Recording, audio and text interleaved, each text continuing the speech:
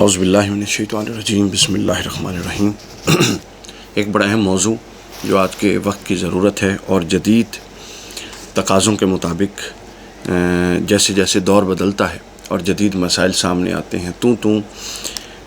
اس پر اسلام کی طرف سے، علماء اسلام کی طرف سے اور قرآن و سنت کی طرف سے رہنمائی درکار ہوتی ہے۔ تو ابھی ایک موضوع پر کچھ دن پہلے کانفرنس تھی جس میں شریک بھی ہوا، تو بہت سارے لوگوں نے اس پر اپنی آراء دیں، مثبت، منفی، اچھی بری، سب آراء اس کے اندر شامل تھی۔ لیکن میرا امپریشن یہ تھا کہ جتنی ایک تسلی بخش بات ہونی چاہیے تھی وہ، اور اس کانفرنس میں میرا امپریشن تھا کہ نہ ہماری عوام میں اتنا اویئرنیس ہے اس کو لے کر، اور نہ علماء کلیئر ہیں، بڑی محتاط اور بڑے دبے انداز میں کچھ لوگوں نے باتیں کی، کچھ نے تو بہت کھلی بات کی، کچھ نے بہت دبے لفظوں میں بات کی۔ وہ موضوع کیا ہے خواتین و حضرات؟ وہ موضوع ہے پیوند کاری، ٹرانسپلانٹیشن آف آرگنس۔ مختلف اعضاء، جو مختلف لوگ جو بیمار ہو رہے ہیں، جن کا کچھ آرگنس فیلئر ہو جاتا ہے، ان کو کسی زندہ یا مردہ جو مر چکا ہے اس انسان کے آرگنس کو نکال کے اس کے اندر اس کو ٹرانسپلانٹ کرنا، اس کو لگانا، پیوند کاری کرنا، اسلام کی نظر میں یہ جائز ہے یا ناجائز ہے؟ پہلے نفس مسئلہ سمجھ لیجیے۔ نفس مسئلہ یہ ہے، اصل یہ ہے کہ انسان کے اعضاء کی دوسرے انسان کے جسم میں پیوند کاری، اس حوالے سے دو آراء ہیں۔ جن حضرات نے اعضاء کی پیوند کاری کو بھی ضرورتاً جائز قرار دیا ہے، ان کے پیش نظر کچھ فقہی قواعد ہیں۔ ان میں پہلا فقہی قاعدہ یہ ہے کہ ضرورت بعض مسائل کے لیے جواز کی راہ فراہم کر دیتی ہے۔ شریعت اس بات کی رعایت رکھتی ہے کہ اگر معاشرتی طور پہ اور انسانی معاشروں کی بقا کے لیے کسی چیز کی ضرورت ہے تو شریعت کے، اور اس میں کوئی ایسا کوئی نص بھی موجود نہیں قرآن و سنت کی، کوئی ایسا موانع میں سے کوئی ایسی منع بھی موجود نہیں ہے جو غیر متحمل ہو، جس کا کوئی احتمال ثانی نہ ہو، اور یعنی جو بالکل قطعی ہو اور بالکل صراحتاً اس کے خلاف آئی ہو، ایسی چیز بھی موجود نہ ہو تو پھر اس کی اجازت دی جاتی ہے۔ پھر دوسرا قاعدہ جس کے تحت اجازت دینے والے لوگ اجازت دیتے ہیں، وہ ان کے پیش نظر ہے کہ جب کہیں مشقت پیدا ہو جائے تو شریعت مطہرہ پھر یسر کا پہلو سامنے لاتی ہے، یعنی مشکل کے مد مقابل آسانی چاہتی ہے، تو آسانی کے لیے پھر وہ کچھ راہیں نکالتی ہے، جن میں سے ایک یہ راہ ہے کہ پیوند کاری کو جائز کہا گیا۔ پھر اس کے بعد تیسری بات یہ ہے کہ قرآن مجید کی وہ آیات، بے شمار آیات ہیں جس میں انسانی جان کی بقا کو اور انسانی جان کی عظمتوں کو بیان کیا گیا، اور احادیث میں بھی اور قرآن مجید میں خاص طور پہ یہ آیت، اعوذ باللہ من الشیطان الرجیم، وَمَنْ أَحْيَاهَا فَكَأَنَّمَا أَحْيَا النَّاسَ جَمِيعًا، کہ جس نے گویا کہ ایک انسان کو بچایا، اس نے پوری انسانیت کو بچا لیا۔ اور پھر احادیث میں حضور علیہ الصلوۃ والسلام طواف کعبہ فرما رہے تھے، کعبہ کی عظمت بیان فرما رہے تھے، اور پھر آپ نے انداز تخاطب بدلا اور فوراً انداز بدل کے فرمایا کہ اے کعبہ، تیری یہ ساری عظمتیں بجا، مگر سن کہ جو ایک بندہ مومن ہے اس کی عظمت تجھ سے بھی زیادہ ہے۔ تو گویا یہ سارے دلائل پھر اس طرف لے جاتے ہیں کہ آپ باقی چیزوں کو ایک طرف رکھ کے انسانی جان کی بقا کی اس کو فوقیت دیں اور اس کو سب سے امپورٹنٹ چیز کی طور پہ رکھیں۔ پھر اس کے اندر چوتھا قاعدہ جو لاتے ہیں، جو جواز کی دلیل بیان کرتے ہیں، ان کے نزدیک یہ ہے کہ اضطرار کی کیفیت میں بعض ناجائز چیزیں بھی جائز ہو جاتی ہیں، اور یہ بالکل اصول ہے فقہ کا۔ تو یہ چار بنیادیں ہیں جن کو بنیاد بنا کر جو جواز کے قائل ہیں علماء، انہوں نے اپنا موقف سامنے رکھا۔ پھر جو عدم جواز کے بہت سارے لوگ قائل ہیں۔ اس ویڈیو میں صرف جواز اور عدم جواز کی بنیادیں بیان کروں گا، ہم اس پر 6-7 حصوں میں، کیونکہ یہ معاشرے کا ایک بہت اہم موضوع ہے اور اس پر اویئرنیس دینے کی ضرورت ہے، تاکہ ہم دنیا سے بہت پیچھے جا رہے ہیں ان چیزوں میں، تاکہ اس پر بھی لوگوں کو اویئرنیس ہو اور ان کی کلیئرٹی آئے، اور تمام نقطۂ نظر میں بیان کر دوں گا انشاءاللہ آئمہ اربعہ کا بھی، اور پوری تفصیل کے ساتھ ایک ایک چیز بھی اس میں بیان کر دیں گے۔ اب جو لوگ اس کے عدم جواز کے قائل ہیں، ان کے پیش نظر پہلی چیز یہ ہے جس کو وہ بنیاد بناتے ہیں، وہ کہتے ہیں کہ یہ انسانی جان کی اہانت ہے۔ ظاہر ہے جب آپ کسی کا ٹرانسپلانٹ کریں گے تو کسی سے تو وہ آرگن نکالیں گے نا، وہ عضو نکالیں گے، تو جب آپ نکالیں گے، چیر پھاڑ کریں گے، تو وہ زندہ کا کریں یا مردہ کا کریں، دونوں صورتوں میں انسانی جان کی اہانت ہے، اس کی تحقیر ہے، اس کی تذلیل ہے۔ یہ بنیاد ہے، یعنی اور بھی 3-4 بنیادیں ہیں، لیکن اگر کوئی ایک بنیاد میں بیان کروں کہ جس کی بنیاد پر عدم جواز کا قول کیا علماء نے اور اس کے قائل نہیں ہوئے اور اس حوالے سے شدت اختیار کی، وہ یہ ہے کہ یہ انسانی جان کی حرمت اہانت کے خلاف ہے، اہانت کا مرتکب ہے اور حرمت کے خلاف ہے۔ پھر دوسری بات وہ کہتے ہیں کہ جب انسان کا کوئی عضو علیحدہ ہوتا ہے انسانی جان سے، ہاتھ کسی کا علیحدہ ہو گیا تو وہ نجس ہو جاتا ہے، تو یوں بھی پھر اس نجس چیز کے استعمال جائز نہیں رہا۔ تیسری بیان یہ کرتے ہیں کہ انسان جو ہے وہ اپنے جسم کا خود مالک نہیں ہے، تو لہٰذا وہ یہ فیصلہ کیسے کر سکتا ہے؟ ہم نے ان تمام موانع کو آگے اٹھانا ہے ایک ایک کر کے نا، ہر ایک کی کچھ سے کچھ بنیادیں ہوں گی، میں بیان کر دوں گا کہ یہ کیسے اس کی تعویل کی جائے گی، ان جو موانع ہیں یا جو بنیادیں ہیں جس کی بنیاد پہ عدم جواز کا قول کیا گیا۔ تو وہ کہتے ہیں کہ یہ انسان ہے ہی نہیں، انسان کے بس میں ہی نہیں ہے، اس کے تو اختیار میں ہی نہیں ہے، اس کے پاس تو وجود خود امانت ہے۔ تو یہ ہے تیسری بنیاد۔ چوتھی بنیاد یہ کہ جنہوں نے منع کیا وہ یہ کہتے ہیں کہ جو اس کو مصلح کرنے سے مطابق انہوں نے مشابہت دی، کہ جس طرح پرانے دوروں میں جنگوں میں یہ ہوتا تھا کہ ہاتھ کان ناک کاٹ دیتے تھے بغض اور حسد میں اور اپنے کینے میں، اور اپنے دشمنوں کے جو مر جاتے تھے لوگ ان کو، تو اس کو مصلح کرنے سے تعبیر کیا بعض لوگوں نے، بعض ائمہ نے، بعض علماء نے۔ تو اس وجہ سے علامہ ابن تیمیہ نے مجموع الفتاوی میں، شرح مسلم امام نووی نے تو اس طرح کے اقوال بھی کیے۔ اس کے بعد آگے جو بیان ہوا وہ یہ ہے کہ جو اس کے بعد ایک اور اہم ترین ہے وہ یہ ہے کہ اپنا انسانی جان کے اعضاء، انسانی وجود کے اعضاء اگر اس طرح ٹرانسپلانٹ ہونے لگے تو اس کی خرید و فروخت ہو جائے گی، اور وہ خرید و فروخت جائز نہیں ہے، کسی صورت بھی جائز نہیں ہے۔ یہ بنیادی چیزیں ہیں جس کی بنیاد پہ منع کیا گیا ہے ان چیزوں کو، کہ یہ لوگ ان چیزوں کو بنیاد بنا کے کچھ لوگ کہتے ہیں کہ یہ جائز نہیں ہے ٹرانسپلانٹیشن۔ اب آپ ذہن میں رکھ لیجئے کچھ باتیں جو میں ابھی بیان کرنے لگا ہوں۔ سب سے اہم بات یہ ہے کہ اس موضوع پر جب آپ قرآن و سنت کے بعد اقوال فقہا کا براہ راست قرآن مجید میں، تو ظاہر ہے اس کے جواز کی تو اشارے موجود ہیں انسانی جان کے احیاء کے، اس کے منع کا کوئی قول نہیں ہے، کوئی اشارہ نہیں ہے، نہ صراحتاً نہ کنایتاً۔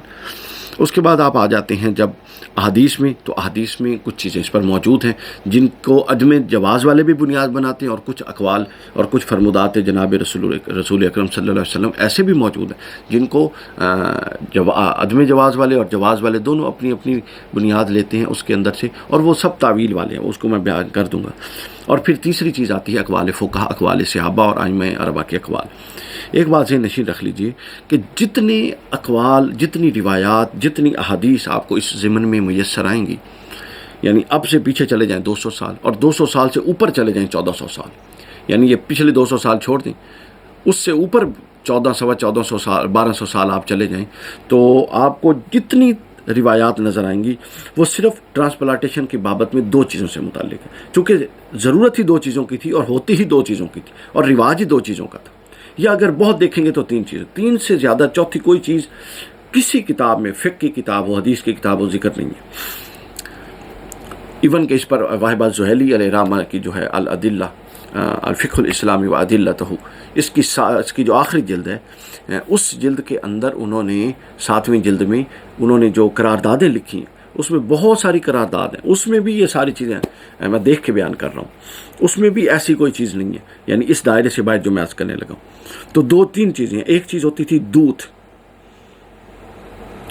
چونکہ دودھ جو عورت کے جسم سے نکلتا ہے وہ اس کے جسم کا حصہ ہے، تو اس کو کسی کو اپنے بیٹے کے علاوہ کی بات کر رہا ہوں، وہ تو ظاہر ہے اولاد ہے، اس کے علاوہ کسی کو دینا نہ دینا، اس کی خرید فروخت، چونکہ وجود کا حصہ ہے نا، وجود کے اندر سے نکل رہا ہے، آپ کا جگر آپ کے وجود کا حصہ ہے، اس نے وجود کے اندر سے نکلنا ہے، ٹھیک ہے۔ آپ کا جو کڈنیز ہیں، گردے ہیں، وہ جگر کا حصہ ہے، جگر کے اندر سے نکلنا ہے۔ اسی طرح آپ کا خون، جگر آپ کے وجود کا حصہ ہے، اس نے وجود کے اندر سے نکلنا ہے۔ آپ کے بال آپ کے وجود کا حصہ ہے۔ تو سب سے جو اس وقت 3 چیزیں ملتی تھیں، ایک دودھ، ایک بالوں کی پیوند کاری کا بہت رواج تھا، تزئین و آرائش کے لیے عرب کے لوگ کروایا کرتے تھے، اور تیسری چیز تھی خون۔ آپ جتنی روایات دیکھیں گے ان 3 سے متعلق ہوں گی، انہی پر قیاس کرتے ہوئے آگے آپ نے حکم کو اخذ کرنا ہے۔ اب یہ ایک الگ موضوع ہے کہ ایک دور میں جب ایک مسئلہ من کل الوجوہ اس صورت میں، جس صورت میں آجا موجود ہی نہیں، تو اس وقت کی جو صورتحال تھی اس پر جو فقہاء نے حکم لگایا، کیا اس کو اٹھا کر ایک پوری کی پوری یکسر نئی صورتحال پر اور ٹیکنالوجی کے بعد ان فیسیلیٹیشنز کے دور میں اس موجودہ صورتحال پر اس حکم کو اٹھا کے من و عن منطبق کر دینا کہ جو ایک ایسے دور میں تھا جس دور میں یہ مسئلہ اس کے تو مطلب الف بے بھی پیش سامنے نہیں تھی، تو کیا یہ ایک درست رویہ ہے؟ کیا یہ ایک علمی روش ہوگی؟ کیا فقہ فہم جو ہے، دین کا فہم، فقہ فہم ہوتا ہے نا،